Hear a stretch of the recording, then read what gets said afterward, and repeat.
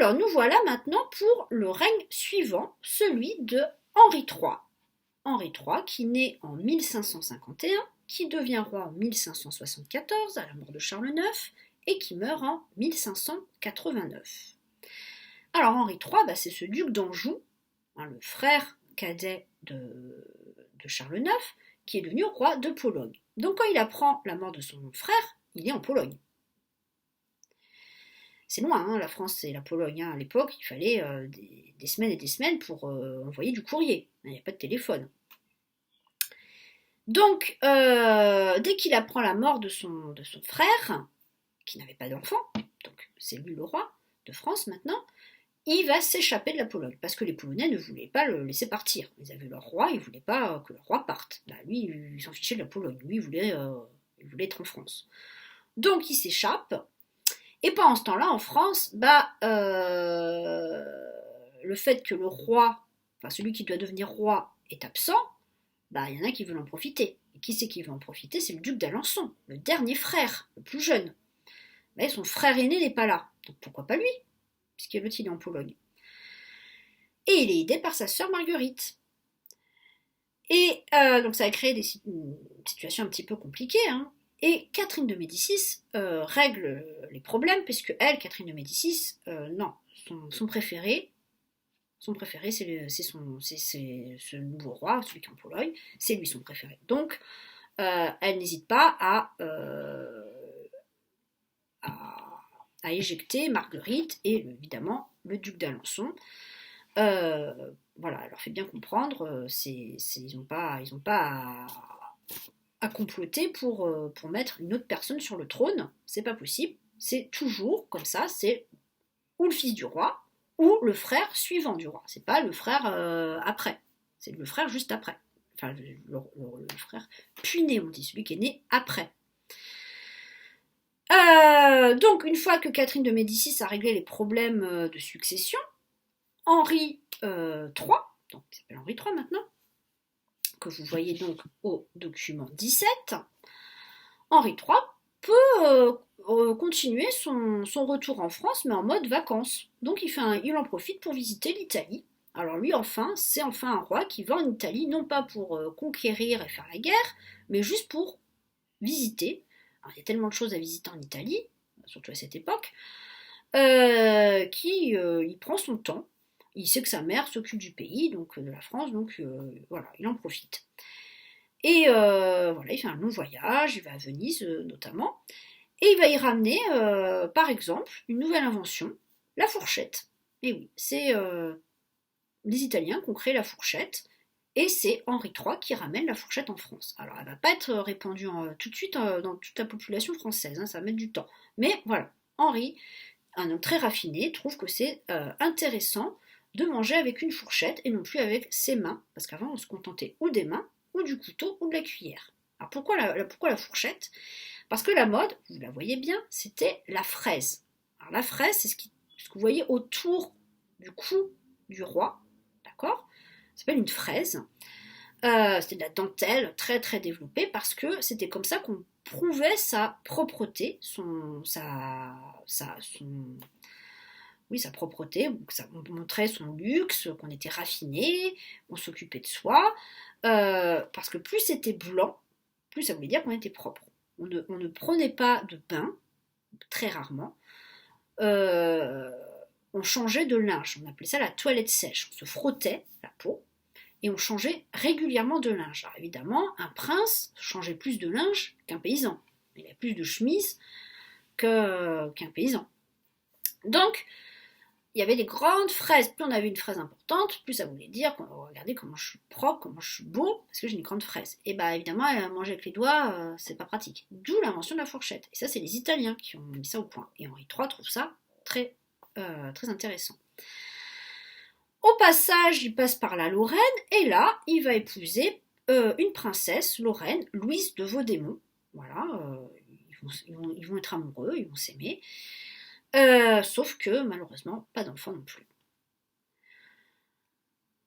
Alors, évidemment, quand il rentre en France, il est un petit peu fâché, pour pas dire plus, contre son frère et sa sœur.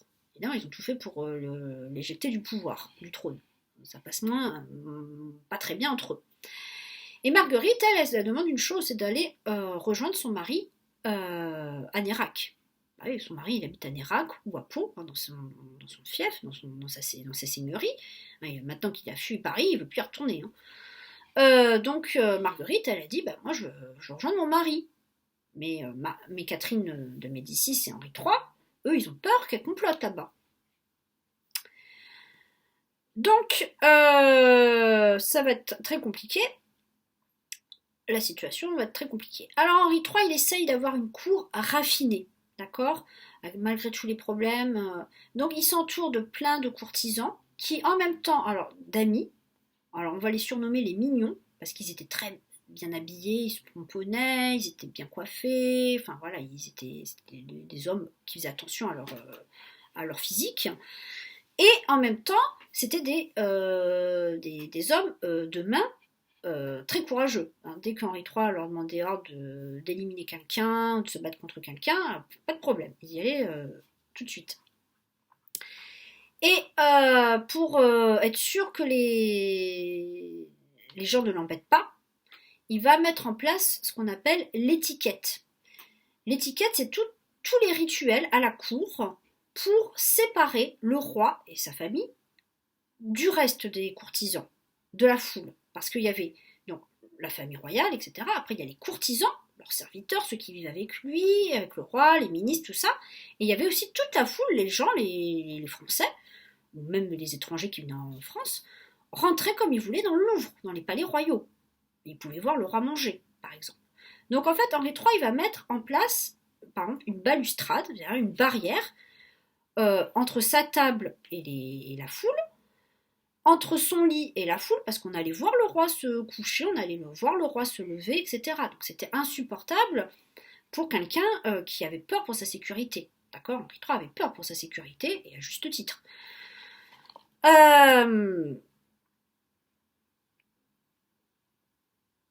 Et c'est lui aussi qui va décréter que désormais, le roi, on va l'appeler Majesté, Sa Majesté. Avant, on l'appelait Sire, le roi c'était Sire, et le roi et la reine, désormais, ça va être Leur Majesté. Voilà, ça vient d'Henri III, tout ça. Alors, il finit par accepter que Marguerite aille rejoindre son mari à Nérac. Et donc, Marguerite va s'installer auprès de son mari. Ils sont toujours pas amoureux l'un de l'autre, mais ils s'apprécient, donc tant mieux. Et ils vont créer à Nérac une cour concurrente à la cour d'Henri III, à la cour parisienne, la cour de Nérac, qui elle va être la seule cour d'Europe, pas de France, d'Europe, où les catholiques et les protestants vont vivre ensemble. Parce que Marguerite est catholique, elle va s'installer chez son mari protestant, mais elle vient pas toute seule, elle vient avec ses amis catholiques. Et donc il y aura union entre protestants et catholiques, chacun le matin va à son propre culte, la messe chez les catholiques, le culte, on appelle ça le culte chez les protestants. Une fois qu'ils ont célébré leur religion chacun de leur côté, et toutes les fêtes peuvent se faire ensemble, les promenades dans les jardins. Et voilà, il y avait plein de poètes, plein de savants, des écrivains très célèbres comme Montaigne par exemple, un écrivain très célèbre de l'époque.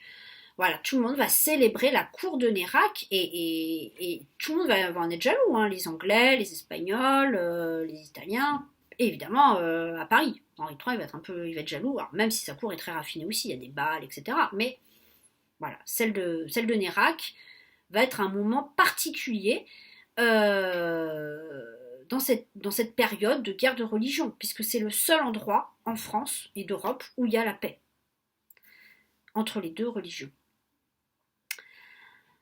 Et en 1584, c'est le drame. Tout change. Parce qu'on peut croire que ça y est, c'est la paix. Eh ben non.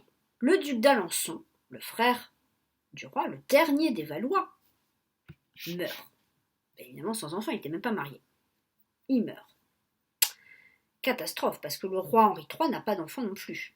Donc son successeur, c'était son frère, tant qu'il n'avait pas d'enfant. Mais là, Il n'y a plus personne.